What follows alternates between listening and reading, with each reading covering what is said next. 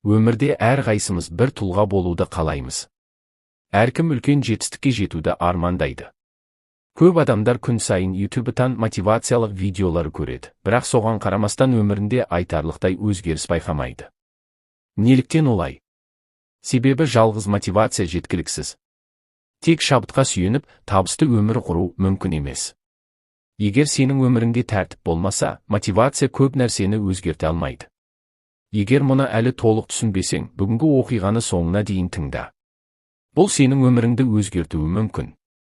Бір шағын қалада Айдос есімді бала өмір сүріпті. Оның үлкен арманы бар еді, өмірде биік жетістікке жету. Күн сайын ол мотивациялық роликтер көріп, табысты адамдардың тарихын оқып, шабыттандыратын сөздер тыңдайтын.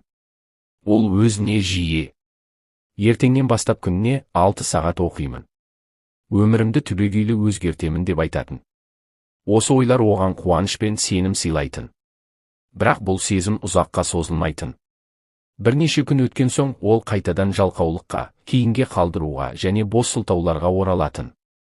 Қайта-қайта жаңадан бастауға тырысып, қайта-қайта сәтсіздікке ұшырау Айдосты қатты қажытты. Бір күні ол Бен есімді досымен кездесті. Бен мүлде басқа әлемнің адамы сияқты көрінетін. Ол күн сайын ерте тұрып, тәртіп сақтап, уақытында оқып, біртіндеп жақсарып келе жатты. Айдос таңғалып: сен мұның бәрін қалай істейсің, Бен? Қалай күн сайын өзіңді қолға алып, бәріне үлгересің? Деп сұрады. Бен жымиып: мен мотивацияға сенбеймін, Айдос, мен тәртіпке сенемін, деді. Айдос қабағын түйіп: сонда мотивация жетістікке апаратын басты кілт емес пе? Деді. Бен басын шайқады да: ертең таңертең менімен бірге өзенге бар. Саған бір нәрсе көрсетемін, деді. Келесі күні таң атпай олар өзен жағасына келді. Сол жерде қарт балықшы отыр екен. Оның қолдары мығым, ал көздері өмірлік даналыққа толы еді. Бен: ата, маған бір кезде айтқан әңгімеңізді осы балаға да айтып беріңізші, деді. Қарт Айдосқа қарап мейірімді жымиды. Мына өзенді көріп тұрсың ба? Мен күн сайын дәл осы уақытта осында келемін. Суық болса да, жаңбыр жауса да, аптап ыстық не қатты жел болса да, мен бәрібір ауымды тастап күтемін. Кейде көп балық ұстаймын, кейде аз, ал кейде мүлде ештеңе түспейді. Бірақ мен бір күнде жібермеймін. Неге екенін білесің бе? Айдос ойланып: себебі сіз балық аулағанды жақсы көресіз бе? Деп сұрады. Қарт ақырын күліп: жоқ, балам. Бұл менің жауапкершілігім. Егер тек көңілім қалаған кезде ғана келсем, өте сирек келер едім. Ал егер мінсіз ауа райын күткенімде, отбасым әлдеқашан аш қалар еді. Мен мотивацияны күтпеймін. Мен тәртіпке сүйенемін, деді. Айдос мұқият тыңдап отырды. Мотивация найзағайдың жарқылы секілді. Жарқ етіп тез өшеді. Ал тәртіп от сияқты. Ол күн сайын баяу жанса да, ешқашан сөнбейді, деді балықшы. Сосын ол жанындағы бамбук ағашын көрсетіп: бамбук туралы әңгімені естідің бе? Деп сұрады. Айдос басын шайқады. Бір фермер бамбуктың дәнін егіпті. Күн сайын суарып күтім жасаған. Бір жыл өтті, ештеңе шықпады.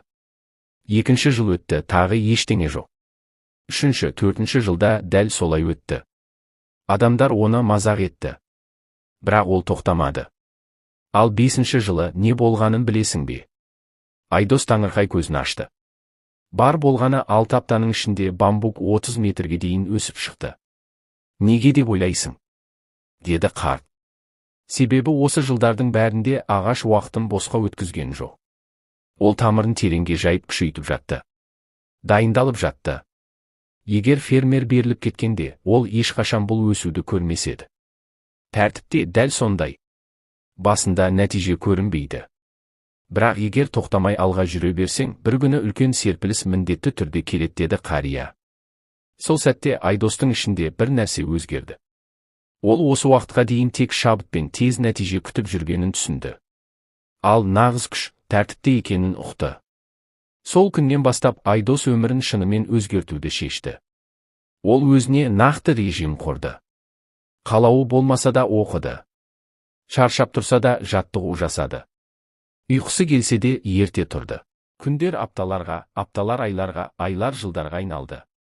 Уақыт өте келе Айдос қаладағы ең құрметті адамдардың біріне айналды. Біреу одан: «Сенің жетістікке жетудегі құпияң неде?»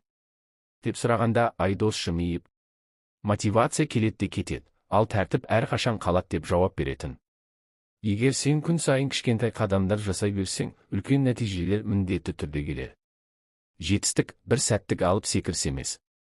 Ол күн сайын қайталанатын дұрыс әрекеттердің нәтижесі. Мінсіз сәтті күтпе. Бүгін баста.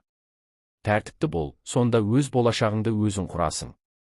Егер бұл оқиға ұнаса, лайк басып, пікірге қандай сабақ алғаныңды жаз. Келесі оқиғада кездескенше.